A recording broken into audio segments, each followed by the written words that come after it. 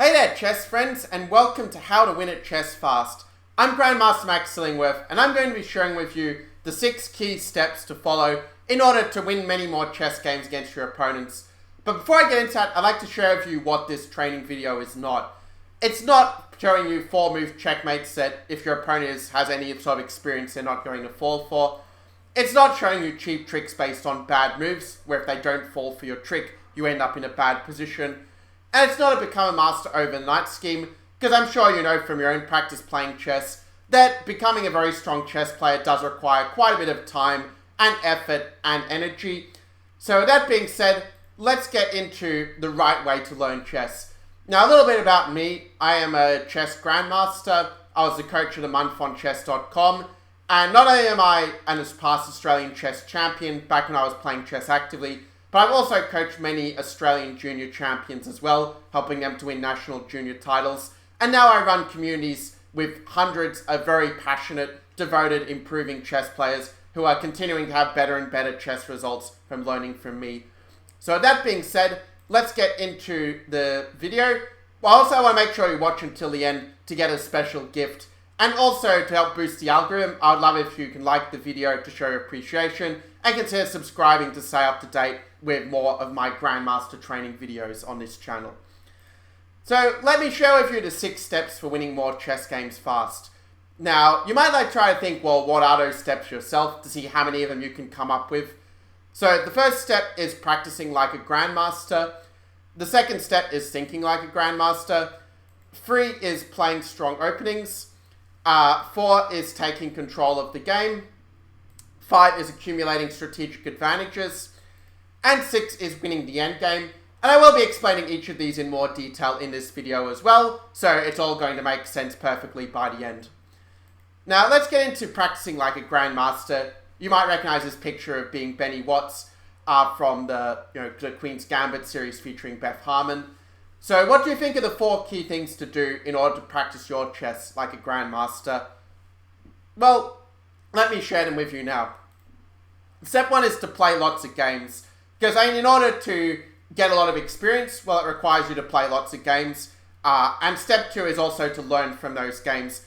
If you don't learn from the games, what will happen is you're going to repeat the same mistakes over and over. And that's going to greatly stunt your growth and your overall chess improvement. Step 3 is to solve puzzles each day, where much like a top athlete works their muscles every single day, the chess player's equivalent of that is to solve puzzles every day to sharpen our brain ready for our next games. And step 4 is to make sure we learn actively and not passively, where obviously we've moved on past the 1970 classroom just sitting and nodding. But if you actually actively engage with the material, asking good questions, and also answering good questions that are asked of you, it's going to allow you to improve much more quickly than just passively taking in information. So let me get into now how to think like a Grandmaster. And for most of this part, I'm going to be sharing with you how to basically think in terms of making better decisions at the chessboard, like actual thinking techniques for finding better moves. But before I get into that, I want to tell you about the mindset that a Grandmaster has. That's also something that distinguishes Grandmasters from other chess players. Now, the first part of it is to be focused in your games and in your practice, where basically when you're really engaged and just completely in the zone, well, it allows you to really get the maximum out of your time. Well, I'm sure you know from your own experience that all it takes is one slip in concentration, and then you can throw away a really well-played game beforehand with one blunder. So it's very important to have that focus and that total engagement in our task at hand, both in the games we're playing and also in our chess practice, so that we can do it better in our games as well. The second key component is to enjoy your chess. I find in my own experience, and I've noticed this with my students as well, that they tend to do much better when they're really enjoying the process of learning and improving at chess, where basically, like when you're having fun, you also just learn a lot better, and it also just makes you a lot happier in general. So it is important to kind of enjoy the journey along the way. And the other thing is to have confidence that you can figure things out. Well, I'm sure you've come across some players where you felt like they were should really be better than their rating, but they lack the confidence to really make the most of their ability. Or conversely, you may have come across someone who was maybe higher rated than you, and you didn't really see a reason why they were kind of better than you, but somebody just had this really unshakable confidence and this very powerful conviction that they would, whatever would happen in the game, that they would be able to figure things out, and also to figure things out in their training as well. So if you're able to embrace that confidence and know that, in different situations, that even if you don't know what you're doing, then you can still find the good answer, both in your game and also in becoming a better player in your training, then that's also going to allow you to improve much more quickly, because you're going to be just putting yourself out there and trying a lot more.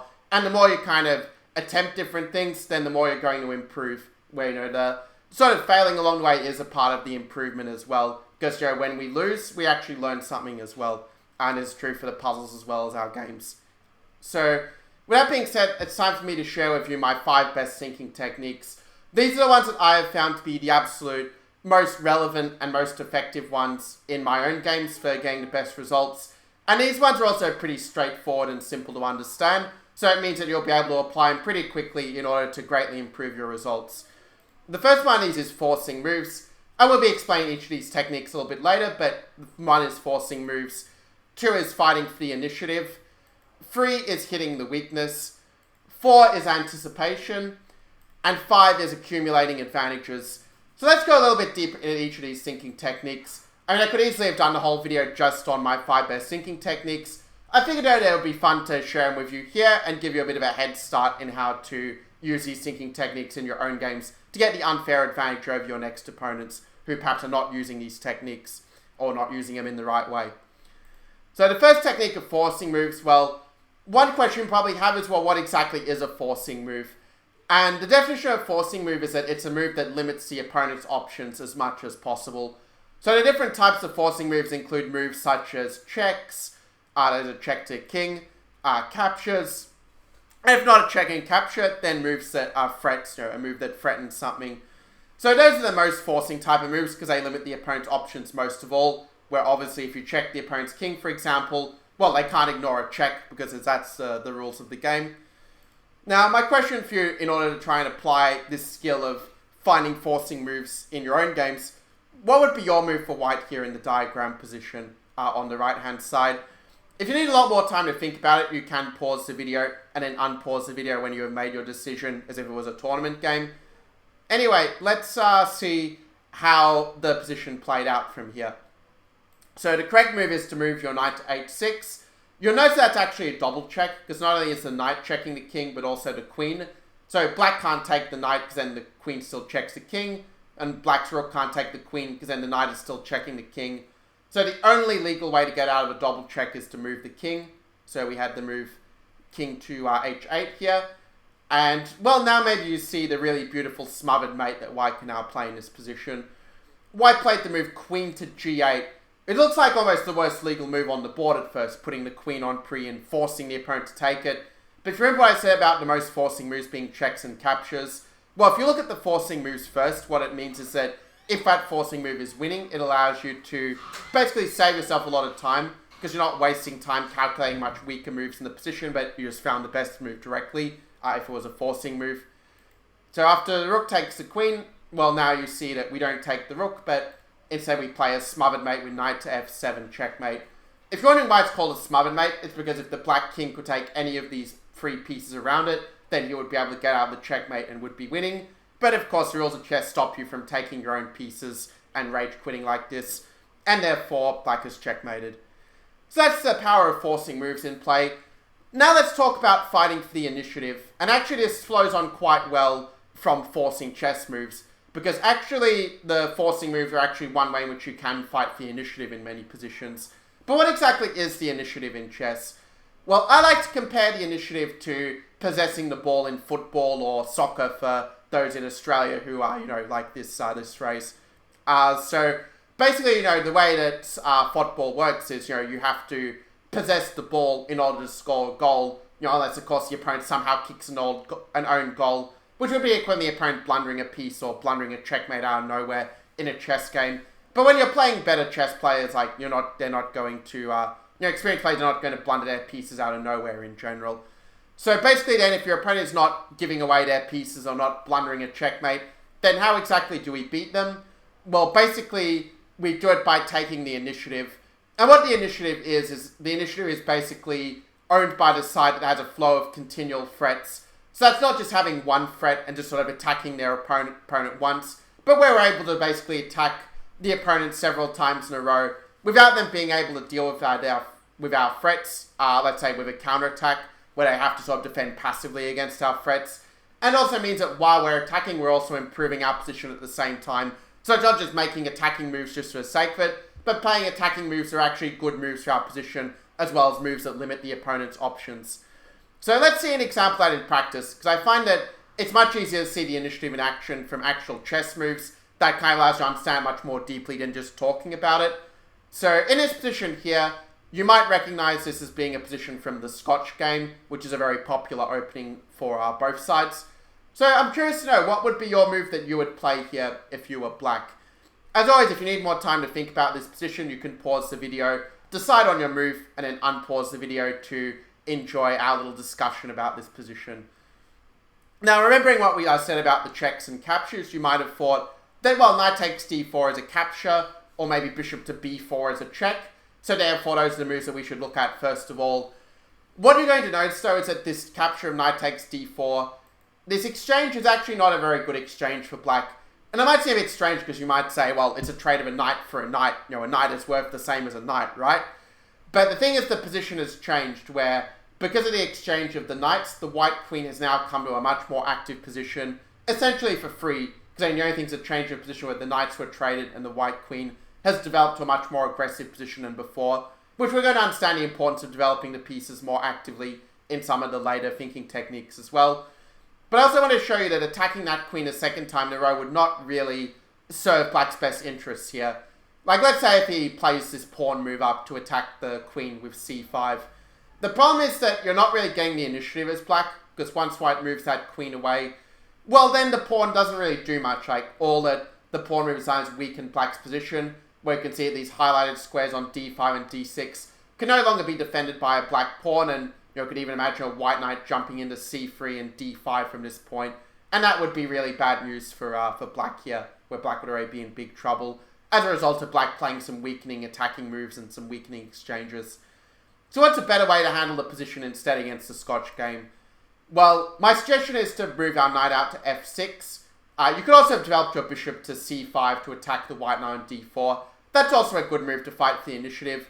But the line with knight f6 allows you to see a little bit more clearly how to not just make one attacking move, but actually follow it up with several moves that allow us to improve our position, while at the same time putting our opponents under pressure, so that they are more likely to make a mistake and they have less options to attack us in turn. So the idea of knight f6 that we're developing the knight, but we're also threatening to take the pawn on e4. White may choose to defend that by developing his knight with knight c3.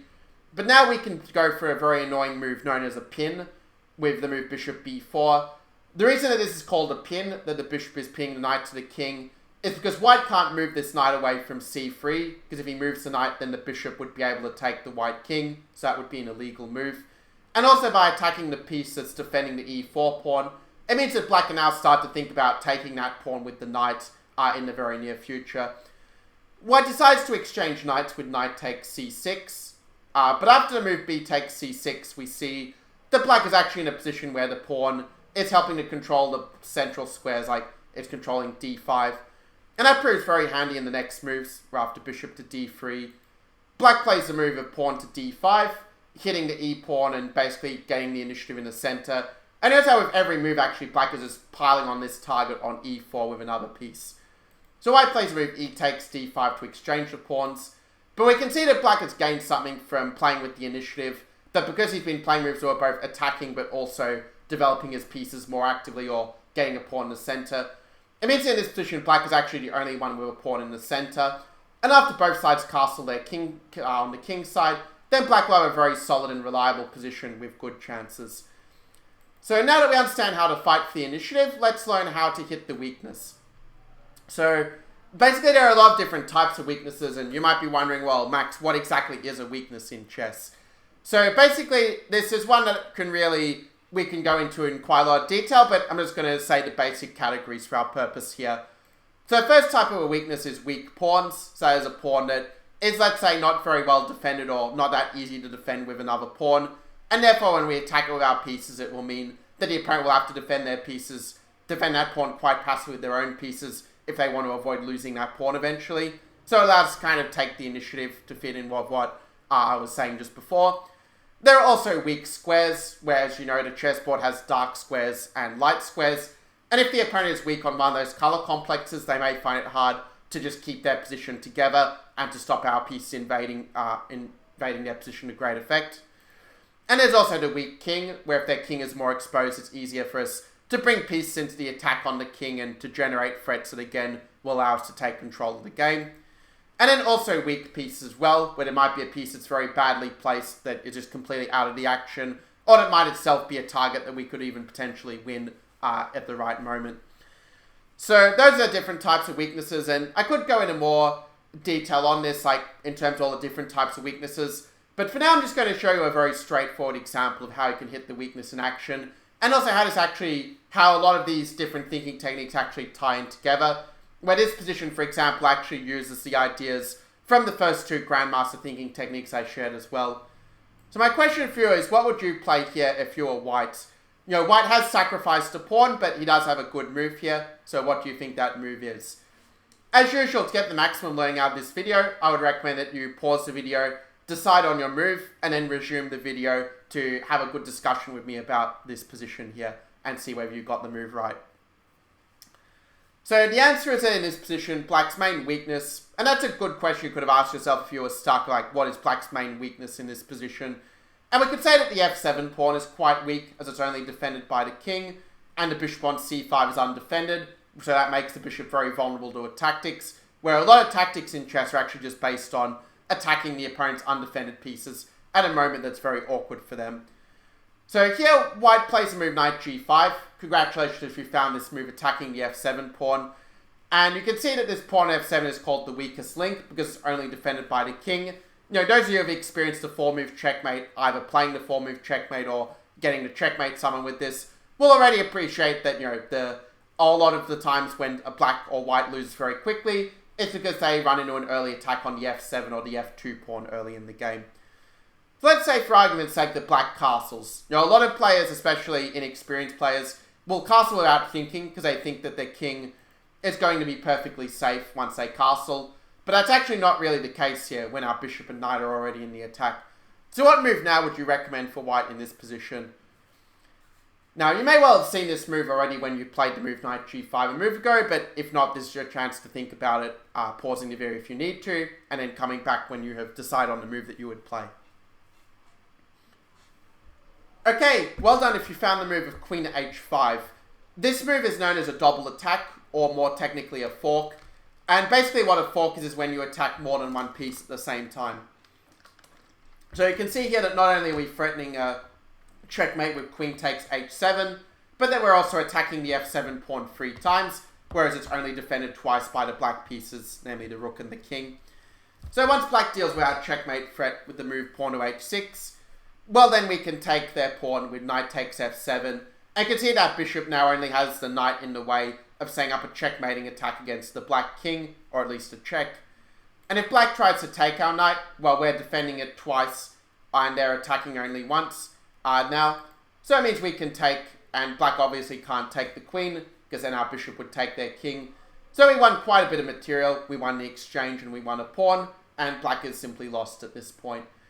So that shows you how, by hitting the weaknesses, you're actually able to basically, well, that you can use that combined with fighting for the initiative, that a lot of these ideas do sort of merge together.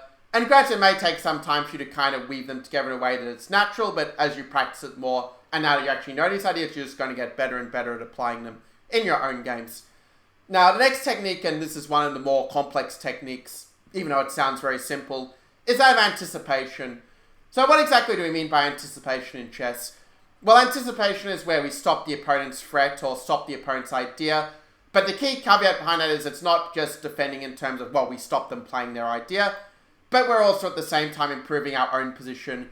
Because if you're only playing to stop the opponent's threats, well, it's a very passive way to play chess, and what's going to happen is you're going to lose the initiative to the point where eventually you just won't be able to stop the opponent's threats anymore. But if you're stopping the opponent's threat, but also improving your position each time you do that, then it allows you to sort of keep up the sort of momentum and keep a strong position so that your opponent's not easily able to keep up making more strong threats to keep up pressure on you as such.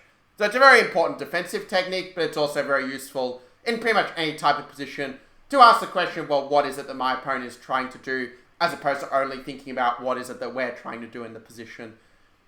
So let's see an example of anticipation in action. I could have very easily called this defense as well, but I like the word of anticipation because when people think defense, they often think of more passive ways of defending.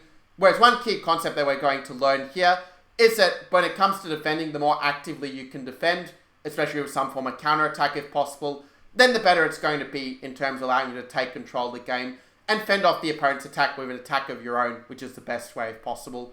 So that's my hint for you for this position, where my challenge here is to see what move would you play as black here. So pause the video, decide on the move that you would play if you had this in an actual game, and then we're going to talk about this position once you resume the video. Okay folks, let's see what the different options are. For example, maybe you play the move of pawn to h6, realizing that white was threatening a queen takes h7 checkmate. Unfortunately, to move pawn to h6, even though it's not losing material instantly, it's a blunder because white can play the move queen to g6.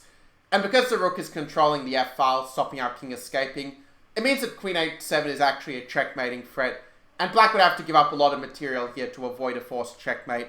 So that's pretty bad news for black. Now, a better attempt is to push the other pawn up with pawn to g6. But one thing you'll be noticing here is that when we push a pawn in front of our king like this, it does weaken the king a little bit, where there's now a little bit more air around the king, meaning it's easy for your opponent to bring the piece into the attack. Now, there can be some case where it is good to move a pawn in front of your king in the endgame to make sure that, say, if a rook were to come to, I don't know, e8 or something, that you're not going to get back rank checkmated with the pawns all on the second rank. But this is not one of those cases, because white now has a very strong sacrifice in bishop takes g6, just ripping open the pawn cover around the king. And yes, it is a piece sacrifice, but the point is that if black takes the piece, then white can play to move queen takes g6. And if he just moves the queen back and forth between h6 and g6, well, it turns out white has at least a draw here. And actually, it turns out he's winning if he plays it in the best possible way, which you can try to figure out on your own if you are so inclined. But it's sufficient for our purposes to see that black has a much stronger move than pushing either of the pawns forward in the starting position. So congratulations if you found the move of knight to e4, which is not such an easy move to see because at first glance it looks like a kind of really pointless move. I mean, let's say for argument's sake that white takes that knight with knight takes c4, and then we take back with pawn takes c4, and then white takes with the bishop. Because if white doesn't take with the bishop, black is kind of just up 2 pawns for nothing. But now we can again notice the point I mentioned before of how double attacks are often very effective when the opponent has an undefended piece or if their king is quite exposed. So in this position, the key difference is that now the bishop is in a vulnerable position on e4. And with the move queen d4, we fork the king and the bishop at the same time. So that when the white king gets out of check, we can then take the bishop with queen takes e4. That way defending against a checkmate fair on h7 and leaving black a piece and a pawn ahead for a completely winning game. So that's an example of anticipation in action. And as you can see, it's very useful when it comes to defending, but also it's very useful for being able to stop the opponent's ideas and not allow them to fight for the initiative effectively. Now, what about accumulating advantages?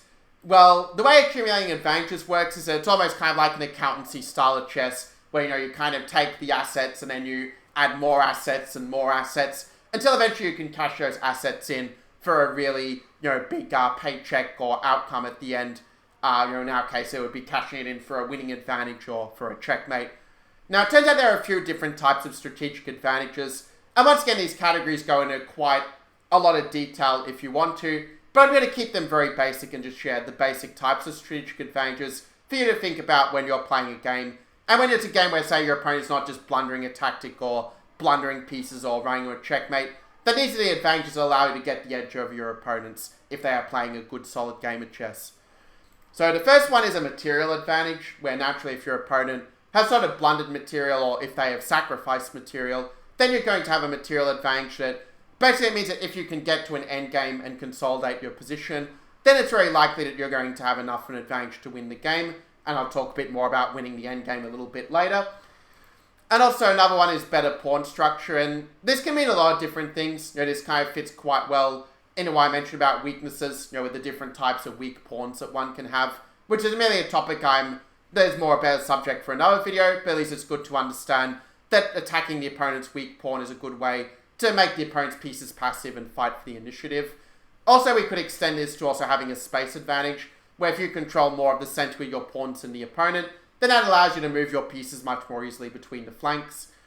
The other type of strategic advantage is better pieces, and that can refer to a much better piece placement, but it also might mean, for example, that your bishop is a lot better than the opponent's knight in a position, or another one could be, say, that your rook is and pawn is much better than the opponent's knight and bishop in that particular position, to give another example. Obviously it depends on the position, but you get the idea that having the better piece is another type of strategic advantage that's not so easy for the opponent to get out of unless they're able to exchange pieces or otherwise change the position quite significantly. If in terms of the strategic advantages, we could easily use the word long-term advantages. That's one big distinction between positional play and chess strategy, is that you can sort of play a good positional move on one move, but sort of good strategy is kind of having a more long-term kind of advantage or a more long-term plan to improve our position and to, let's say, increase our advantage or decrease our disadvantage. So here's an example position of accumulating advantages, where if we were to count the different types of advantages that white has, well, we can say that white has slightly more central space than his opponent, where if you look at the pawns on c4 and d4, well, it gives white a bit more space than black's pawn on d5 in the center, with white having 2 to black's 1. And now if white takes the bishop with his knight, which is the most common move in this position, then he also gains the bishop pair advantage. And you might be wondering, well, why is it that a bishop is on average a bit better than a knight, when the knight can sort of move across both color complexes, whereas the bishop is stuck on one color complex? And the reason is that the bishop basically is kind of like the guardian of the color complex. So, for example, when white takes the black bishop, the black light squared bishop, well, then white's going to be the only one with a light squared bishop. And that means if the position opens up later, white will be able to play very well on the light squares, and it'll be much harder for black to basically counter this initiative on the light squares when he doesn't have a light squared bishop of his own to defend. And also makes sense, when you have both the bishops, it means you basically have a very good control over both the color complexes, whereas your opponent only has a good control over one color complex if they have one bishop remaining. Okay, there's a slight overgeneralization, but this explains why the bishop pair is kind of is in general an advantage to have in chess. And it's a more advanced kind of lesson, for, let's say, the players who are not so experienced. This is unlikely to decide your games directly, but it's a good thing to keep in mind to give you an edge over players of a similar level to yourself, that your the bishop is generally worth slightly more than the knight in the majority of positions. Now, let's recap my 5 best thinking techniques. Can you remember what they were?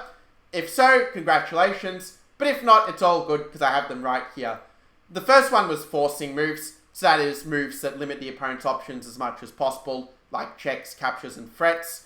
We had fighting for the initiative, which is very much like fighting for the ball in soccer, in that you need to have the ball to possess a goal.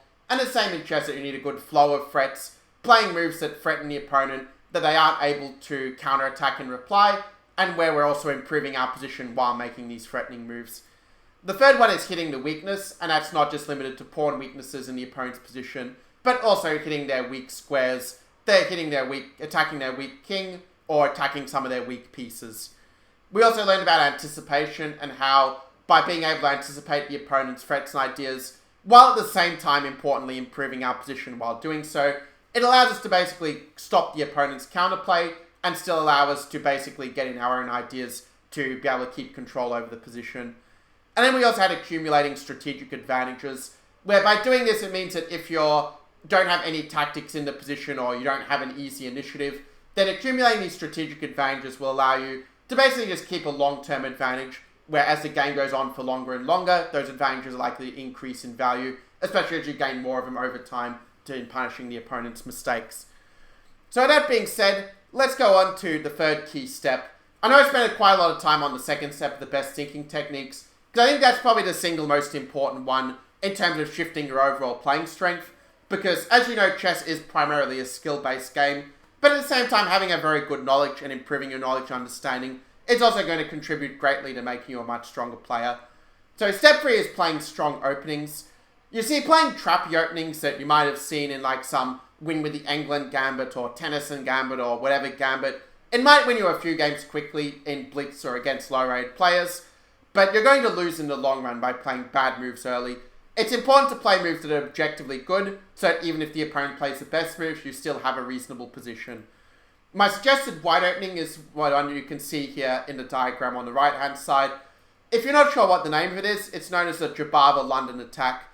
It's called the London because the London system is where you develop the bishop to f4, and the London often has a very solid reputation, but the Drababa is a more dynamic interpretation of the London, where we end up putting our knight more aggressively on c3 in this case. So the advantage of this opening is that you develop your queenside fast, so you have a very fast development and active piece play. You also get to play the move pawn to e4 very fast if they don't stop you with d5 like we see in the diagram. Because if you get those two pawns side by side in the center with d4 and e4, it allows you to basically really take control of the game early and get an early opening initiative. And also from here, you can very easily develop your other pieces where immediately, then, depending on the move that they play, there will be some more critical and aggressive approaches. And okay, this isn't really the video to go into this in a lot of detail, but basically even if you just play moves like e3, develop your knight, develop your other bishop, and castle your king, well, that's going to get your king safe early and ensure you get into the game with a reasonable position to start at the absolute worst case scenario. Then you always have this as a fail safe if you don't know what to do against the move your opponent played. Now, what for my suggested black opening against e4, some of you will probably recognize this opening already that's on the diagram to the right, that this is known as the Karakan Defense, where black pushes his pawn to c6 when white plays e4. And the reason why you push the pawn to c6 before pushing your pawn to d5 here is so that you can take back with the pawn on d5. If they were to play e4 takes d5, then we can take back with our pawn and still keep a pawn in the center for good central control. You also are able to develop your bishop actively along the long diagonal, where typically you're going to develop your bishop to f5, where obviously you'll end up trading their pawn on e4 or getting the pawn on e4 out of the way first.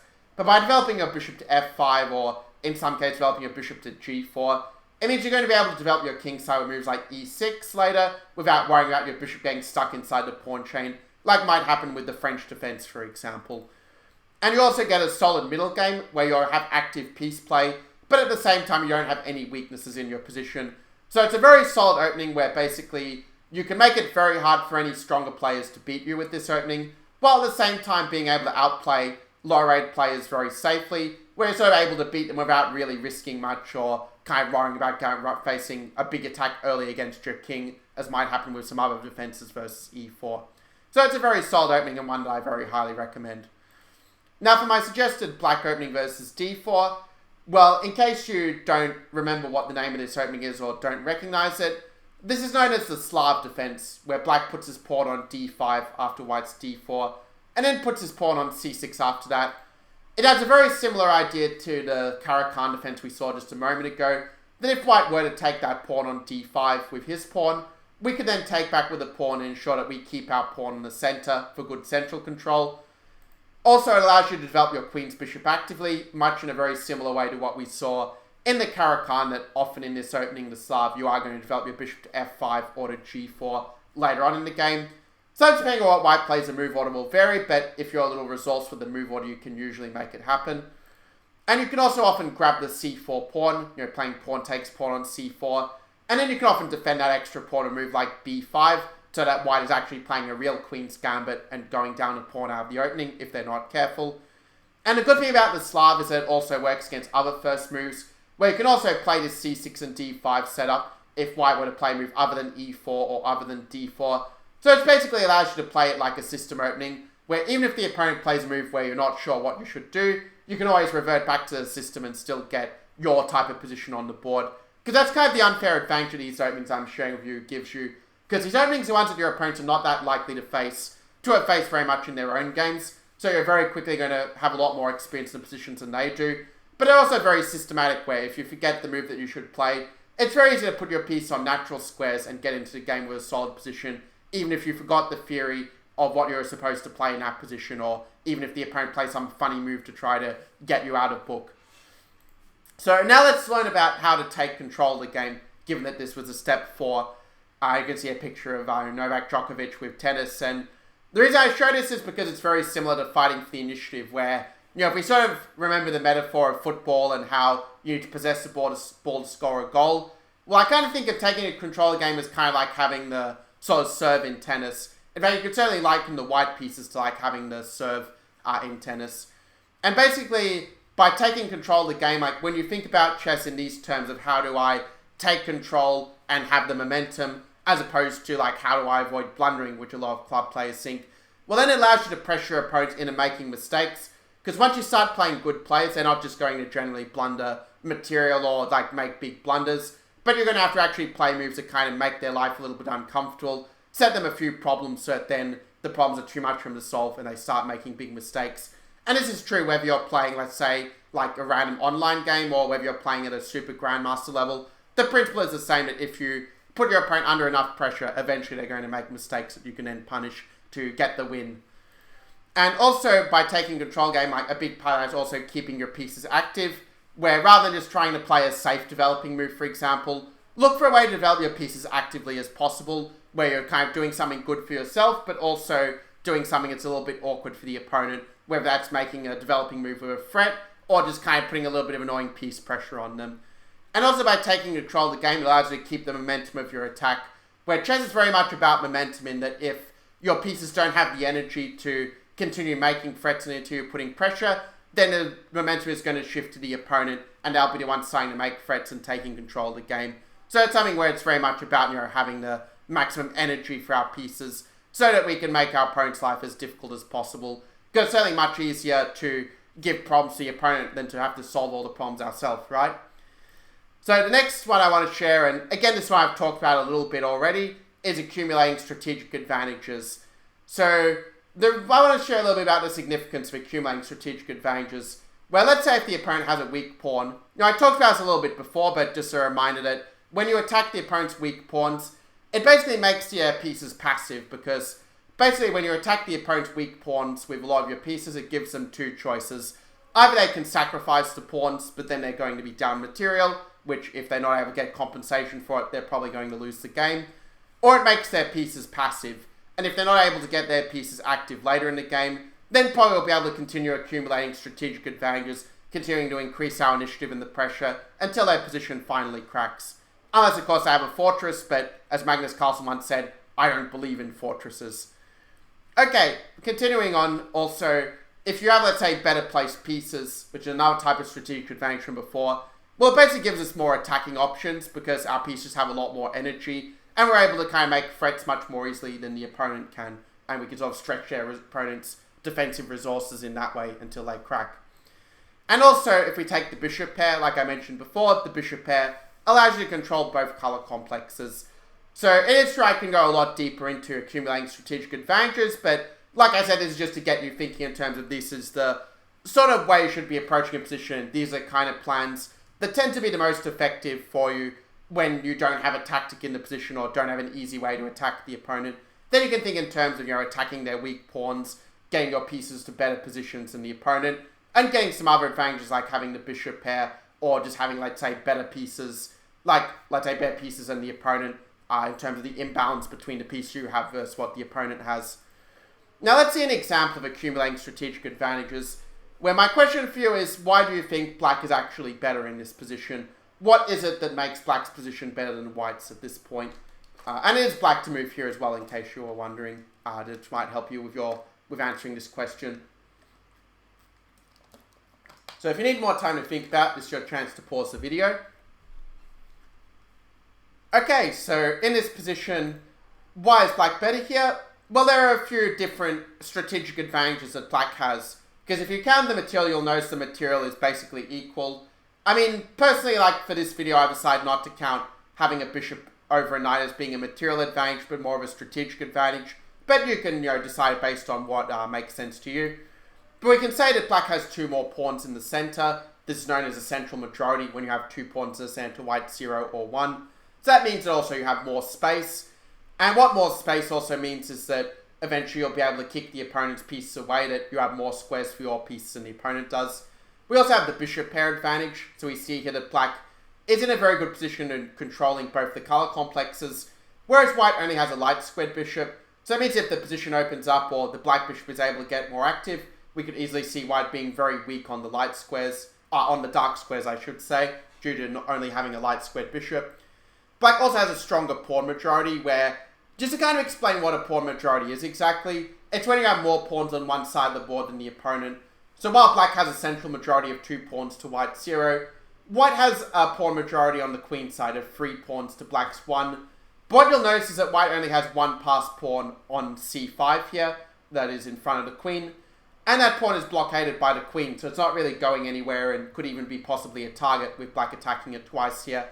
And it's not that easy for white to push his pawns forward, like with b4 and b5, to try to make a queen with the pawns. But meanwhile, black is also going to have more active pieces after a later f5. In fact, in this game, black actually played this move of f5 in order to kick the knight away from its post on e4 and to start getting that central majority moving to, make a dynamic use of it.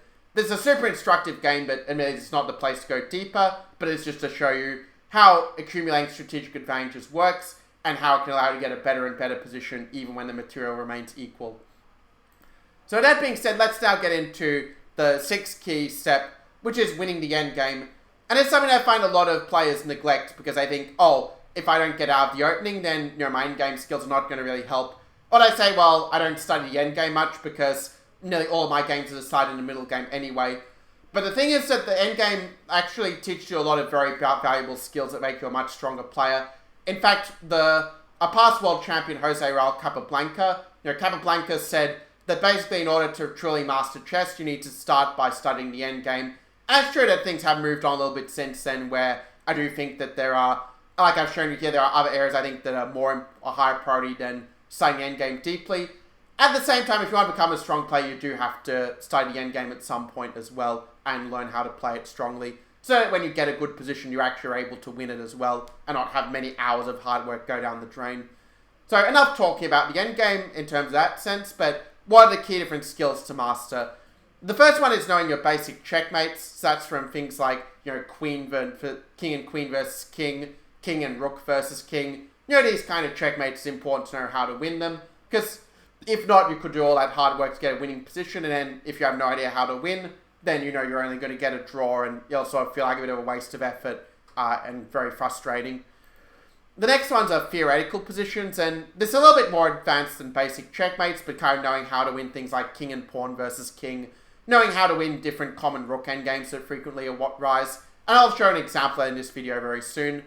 It's also about knowing different key principles, so you know what you should be aiming for and how you should be playing with the pieces and the pawns in the positions that are not of a theoretical nature but of a more practical nature. It's also good to know some different endgame tactics so you can trick your opponents and get the unfair advantage over them, where if the position maybe is not enough for you to win objectively, that you're still able to find good moves and put pressure on them until they crack. And then also the skill of conveying the advantage, where technically grandmasters like to call it endgame technique, but I said conveying the advantage into a win because it's kind of easier to understand that, it's one thing to have a better position, but it's another, art or skill to actually win it. So yeah, with that being said, let me show you a key position just to give you a context of why it's important to study the endgame in the order that I mentioned above. Because basically this position here is known as the Lucina position. Well done if you remembered the name of it. And it's all well and good to know how to win this position, where certainly, the white pawn is moving forward here. So white's pawn is only one move from queening. And basically by learning how to win this position as white, it teaches how to promote our passed pawn in order to convert a rook endgame into a win. And given that rook endgames will generally occur in about 9% of the chess games that you play on average, well then it makes a lot of sense to know how to play these positions, because then 1 every 11 games we're going to get a rook endgame. And it's likely to be in the games where we're playing players of a somewhat similar skill level. So it really gives us a big advantage over our opponents to know how to play them. And it also makes sense when you think about the endgame that given there are not many pieces on the board, like it's very rare that you're going to be able to checkmate the opponent in the endgame without promoting a pawn first. So with this example, we're kind of seeing, well, how to actually promote the pawn. So for example, we win the opponent's rook for our pawn. But then you're going to notice that even if we do promote our pawn in this position, that the opponent is going to be able to get rid of the pawn for their rook. And so therefore, for the Lucina position, it's going to be relevant for you. You first need to know how to win king and rook versus king, because otherwise you're going to use the Lucina technique of building a bridge. You're going to win the opponent's rook for your pawn. But then if you don't know how to win king and rook versus king and you can't win it, then it kind of doesn't really matter that much in the end. And of course, it's true this is a very simple example, and some of you will be thinking, well, okay, this is kind of obvious. But this also applies to the more complex examples as well. that it makes sense to start with the absolute basics and sort of build up incrementally your in-game knowledge, and then kind of have what you learn next as being a follow-up on just sort of a building block on your existing knowledge. It'll stop you feeling overwhelmed and allow you to basically process the end games in a way that you're actually able to improve and get the practical knowledge you need to actually beat your current opponents, rather than learning something that you might never get in an actual game or never get to use in an actual game. So summing up, these are the key 6 steps to how to win at chess fast. I know we covered a lot of ground, so well done if you can remember some of these already, where it's your chance to test yourself to see if you can remember them all. The first key chess skill for winning chess games fast, or as in not necessarily winning the chess game in a few moves, but in terms of winning a lot more chess games rapidly and having a rapid improvement in your results and your rating. The first one is to practice like a grandmaster, and I showed you the 4 key steps for you to follow in order to train your chess very effectively and to continue improving, and also be making the best use of your limited chess practice time. I also showed you how to think like a grandmaster, showing you my 5 best grandmaster thinking techniques. And the great thing is they're so simple that you don't have to be a grandmaster to make them work. They work for anyone who takes the time to apply them and practice them. The third one is to play strong openings, so not just like trying to play for traps, but actually playing good moves and openings where we're able to get positions that we know better than our opponents. The fourth one was taking control of the game, so that links very well into fighting for the initiative and how we can pressure our opponents into making mistakes to get the win. Also, gaining strategic advantages, where if you don't have an easy winning move or a tactic or a way to attack the opponent directly, then gaining strategic advantage is a way to turn what might otherwise be a balanced or equal position into an advantage that will just carry us through for the rest of the game if the opponent doesn't do something about it. And the sixth one is winning the end game, where it's all well and good to play a really strong opening and a really strong middle game, but in order to get the full results from your practice, you need to also know how to win the end game as well. We could also have added like how to draw worse endgame is also a useful skill, but we are talking about how to win at chess, so this is how to win. So let me know, does this sound like you? Do you want to win more chess games, but you don't really know exactly how to do so? Or maybe you try to get help on how to play better chess from different sources, but you kind of end up more confused than enlightened, where like, well, okay, I'm more confused now than I was when I started. Or maybe you know that you should be higher rated than you are right now, well, you notice this one little thing that's stopping you, and once you overcome it, that you're going to improve really quite rapidly and really get the results that you know you deserve from the time and effort that you've put in. Or maybe you're just sick of losing and you're ready to start winning your chess games much more often. Well, I want you to know that I've been in your shoes as well, where basically I remember the times where my ratings were stuck. For example, when I was stuck around the 1300 level, or where I was stuck at the 1800 level for 2 years, or at times I was stuck at, 2200 to 2250 for a couple of years. There were different times like that. I was stuck at 2500 level for a lot longer. The good news is that I found ways to break through, and I'm able to share them with you now. And also there have been times where I felt lost and confused as well, but then I got the right help, and once I started getting the right help from the right people and from the right resources, then everything changed for me, and I was able to improve much more rapidly than when I was just banging my head against a brick wall on my own, struggling to make sense of all the different resources that are out there and all the different information and ideas. And also, basically, by getting the right help, it also means that it allows you to deal with those sort of emotions of, just the frustration of losing. If you know that you're sort of on the right track, then you know that that time you're putting in is worthwhile and you are going to see results if you just stick and keep on doing the right things for long enough. So, my question for you is this. If you could improve your rating 100 or more rating points in just 1 week, would you go for it? I know what you're thinking. You're thinking, well, if it took me that long to improve 100 rating points, whether it was a year or a few years or longer, how is it possible to do it in 1 week? Well, it's a great question, and this answer comes in my special gift for you in my free 1-week coaching program, How to Win at Chess. And this 1-week coaching program is actually based on the same principles I showed you here in this training video, where this was kind of the short version, but in this 1-week coaching program, I go quite a bit deeper. So here's what you're going to learn. So you're going to notice the similarity between what I've showed you in this video and what you're going to learn in this free coaching program for 1 week. So on day 1, you're going to learn how to practice like a grandmaster, where I'm actually going to break down the 4 key training priorities I shared with you in this video and show you not just what to do, but actually how to do them and apply them. Whether you have only a small amount of time to improve your chess, or if you have lots of time, I'll show you how to optimize that time and actually learn from your games in the most effective way, how to solve puzzles in the most effective way, how to actually play with a clear purpose, how to actually implement the key active learning methods in order to improve as much as possible and really get the most improvement for the time you put in. And then on day 2, the next day, I'll share with you the 5 best Grandmaster thinking techniques. But rather than just showing with you one example like I did here, I'll actually show you a lot of different examples, and that's going to allow you to really practice these techniques, because it's one thing to know and understand how the technique works, but it's not until you practice it a lot of times that you're going to get really good at it. So that's what we'll be doing in day 2. In day 3, it'll be on the system I showed briefly for White, the Drababa, London, but again, going a lot deeper so you know how to deal with all the different options that you're going to face in your own games to make sure that you're ready for them, and that you know how to play the different middle game positions that arise. Also on day 4, I'll go more deeply into how to play the Karakan and the Slav for Black, where I'm actually going to show you the key moves that you need to know in order to get a good position with these openings, and show the key ideas and plans that allow you to set problems for your opponent and to basically get positions where you're going to be more comfortable than your opponents are in general. Then on day 5, I'll show you how to take control of the game, where I'm going to go a lot deeper rather than just saying generally what to do. I'm actually going to show you how to do it with specific examples of how to attack the king, how to fight for and take the initiative on a much deeper level than was possible in this video. On day 6, I'll show you about positional play, where I'm going to show you how to basically accumulate those strategic advantages, and also how to just keep on improving your position. So even if there isn't a tactical position, even if you don't know sort of how to put pressure on the opponent directly, it'll show you how you can keep improving your position and keep playing good moves in positions where most club players have no idea what they should be doing. And then on day 7, I'm actually going to teach you the key endgame positions that you need to know in order to become a strong chess player, so that you can remember them and never have to look at them again in order to apply them successfully. And I'll also teach you a bit about the different key endgame skills and principles and how to apply them in order to play endgames well, even when you don't know the position, even when it's a position you've got in a game rather than a position that is from endgame theory. You're still going to know how to play them well by following the key endgame principles and ideas that I show you. So I'm just going to share with you how you're going to learn these key things.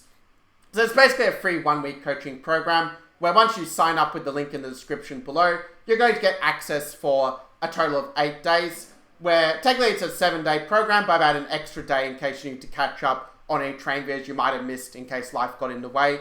Also, the reason I do this is because I know that if I gave this to you for free to look at the whole time, like let's say having access for your whole life, for example, well, I know that like from my own experience of having a lot of free courses and a lot of free materials and so forth, that if I have it forever, then I tend not to look at, like I put up saying, oh, I can always look at it later, like it'll still be there a year from now.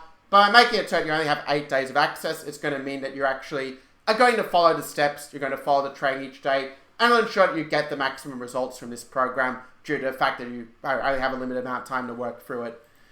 You're also going to get new training videos each day, on the different topics I shared with you before, so you're going to master one new skill each day. And you're also going to get coaching questions from me, also in the form of exercises and puzzles, and that's going to get you in the right mindset of thinking like a champion, so that you're able to also follow through and just continue building up the momentum you've already had from this video, so that you can keep on improving and just continuing to win more and more chess games against your opponents, including some players that you might have really struggled against in the past. And as I mentioned before, so you get some puzzles as well, where I give you a lot of puzzles so you're actually, applying the active learning methods, as I mentioned before, so that you can really apply them much more easily in your own games and thus improve. And I also give you daily emails as well, which just summarize the key lessons. So it means that if you did miss one of the training videos, then you'll know what the most important lesson was to take away from that video, and also probably inspire you to continue watching and just give you that accountability in coaching to make sure that you're on the right track and continuing to learn the key lessons from the program and to continue improving.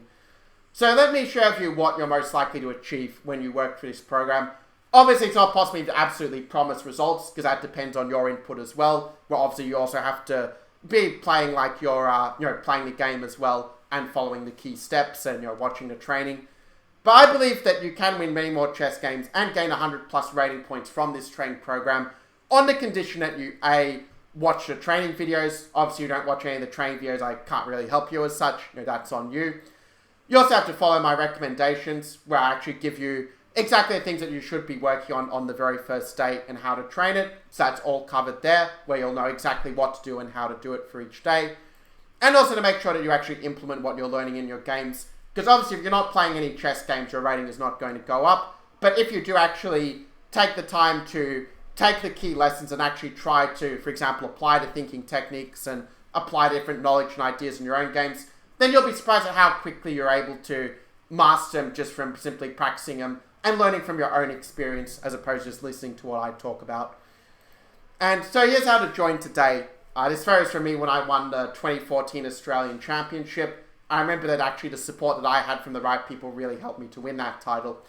So the way to join How to Win at Chess 1 Week coaching program today is to click the link in the description below where you'll see a checkout link for my free 1 week coaching program, How to Win at Chess.